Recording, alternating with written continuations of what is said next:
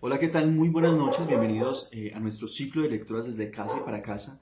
Continuaremos el día de hoy con la lectura del texto Ojos de Perro Azul del autor Gabriel García Márquez y su cuento titulado Amargura para tres sonámbulos. Ahora la teníamos allí, abandonada en un rincón de la casa. Alguien nos dijo, antes de que trajéramos sus cosas, su ropa olorosa a madera reciente, sus zapatos sin peso para el barro, que no podía acostumbrarse a aquella vida lenta, sin sabores dulces, sin otro atractivo que esa dura soledad de cal y canto, siempre apretada a sus espaldas. Alguien nos dijo, y había pasado mucho tiempo antes de que lo recordáramos, que ella también había tenido una infancia. Quizás no lo creíamos, pero ahora, viéndola sentada en el rincón, con los ojos asombrados y un dedo puesto sobre los labios, tal vez aceptábamos que una vez tuvo una infancia, que alguna vez tuvo el tacto sensible a la frescura anticipada de la lluvia y que soportó siempre de perfil a su cuerpo una sombra inesperada. Todo eso, y mucho más, lo habíamos creído aquella tarde en que nos dimos cuenta de que, por encima de su submundo tremendo, era completamente humana. Lo supimos cuando de pronto, como si de adentro se hubiera roto un cristal, empezó a dar gritos angustiados. Empezó a llamarnos a cada uno por su nombre, hablando entre lágrimas, hasta cuando nos sentamos junto a ella. Nos pusimos a cantar y a batir palmas, como si nuestra gritería pudiera soltar los cristales esparcidos. Solo entonces pudimos creer que alguna vez tuvo una infancia.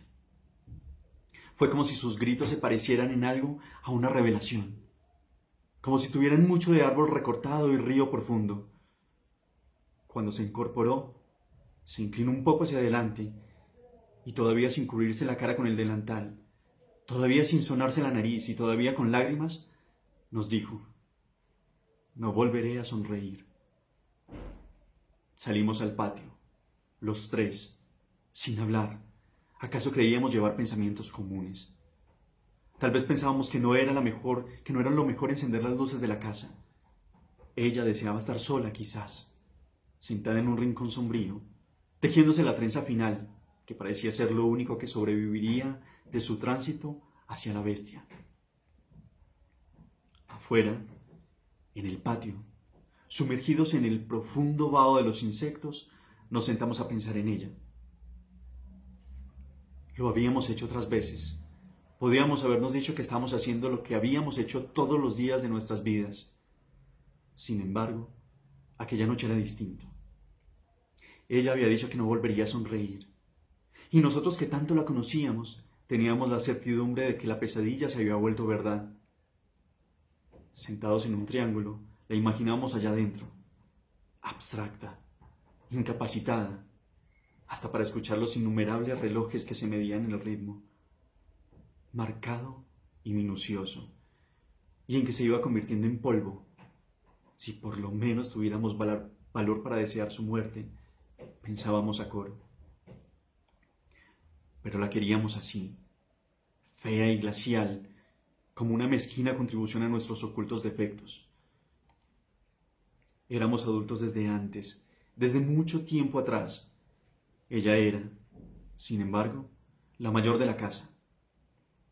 Esa misma noche habría podido estar allí, sentada con nosotros, sintiendo el templado pulso de las estrellas, rodeada de hijos sanos. Habría sido la señora respetable de la casa si hubiera sido la esposa de un buen burgués o concubina de un hombre puntual, pero se acostumbró a vivir en una sola dimensión, como la línea recta, acaso porque sus vicios o sus virtudes no pudieran conocerse de perfil. Desde varios años atrás ya lo sabíamos todo. Ni siquiera nos sorprendimos una mañana, después de levantados, cuando la encontramos boca abajo en el patio, mordiendo la tierra en una dura actitud estática. Entonces sonrió, volvió a mirarnos, que había caído desde la ventana del segundo piso hasta la dura arcilla del patio y había quedado allí, tiesa y concreta, de bruces al barro húmedo. Pero después supimos que lo único que conservaba intacto era el miedo a las distancias, el natural espanto frente al vacío. La levantamos por los hombros. No estaba dura como nos pareció al principio. Al contrario, tenía los órganos sueltos, desasidos de la voluntad, como un muerto tibio que no hubiera empezado a endurecerse. Tenía los ojos abiertos. Sucia la boca de esa tierra que debía saberle ya a sedimento sepulcral, cuando la pusimos de cara al sol y fue como si la hubiéramos puesto frente a un espejo. Nos miró a todos con una apagada expresión sin sexo, que nos dio, teniéndola ya en mis brazos, la medida de su ausencia.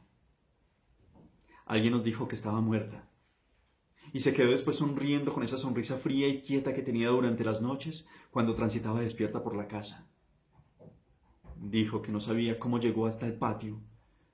Dijo que había sentido mucho calor, que estuvo oyendo un grillo penetrante, agudo, que parecía, así lo dijo, dispuesto a tumbar la pared de su cuarto, y que ella se había puesto a recordar las oraciones del domingo, con la mejilla apretada al piso del cemento. Sabíamos, sin embargo, que no podía recordar ninguna oración, como supimos después que había perdido la noción del tiempo cuando dijo que se había dormido sosteniendo por dentro la pared que el grillo estaba empujando desde afuera, y que estaba completamente dormida cuando alguien, cogiéndola por los hombros, apartó la pared y la puso a ella de cara al sol. Aquella noche sabíamos, sentados en el patio, que no volvería a sonreír. Quizás nos dolió anticipadamente su seriedad inexpresiva, su rostro y voluntarioso vivir arrinconado. Nos dolía hondamente, como nos dolía el día en que la vimos sentarse en el rincón a donde ahora estaba, y le oímos decir que no volvería a deambular por la casa. Al principio, no pudimos creerle. La habíamos visto durante meses enteros transitando por los cuartos a cualquier hora, con la cabeza dura y los hombros caídos, sin detenerse, sin fatigarse.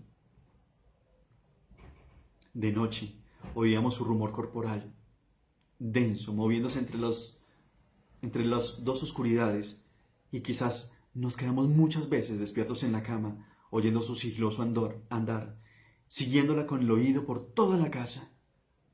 Una vez nos dijo que había visto un grillo dentro de la luna del espejo, hundido, sumergido en la sólida transparencia, y que había atravesado la superficie de cristal para alcanzarlo. No supimos, en realidad, lo que quería decirnos, pero todos pudimos comprobar que tenía la ropa mojada, pegada al cuerpo, como si acabara de salir de un estanque. Sin pretender explicarnos el fenómeno, resolvimos acabar con los insectos de la casa, destruir los objetos que la obsesionaban. Hicimos limpiar las paredes, ordenamos cortar los arbustos del patio, y fue como si hubiéramos limpiado de pequeñas basuras el silencio de la noche. Pero ya no la oíamos caminar, ni la oíamos hablar de grillos, hasta el día en que, después de la última comida, se quedó mirándonos. Se sentó en el suelo de cemento todavía sin dejar de mirarnos, y nos dijo: me quedaré aquí, sentada.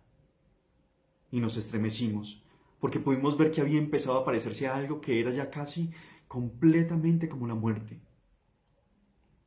De eso, hacía ya mucho tiempo, y hasta nos habíamos acostumbrado a verla allí, sentada, con la trenza siempre a medio tejer, como si se hubiera disuelto en su soledad y hubiera perdido, aunque se le estuviera viendo, la facultad natural de estar presente.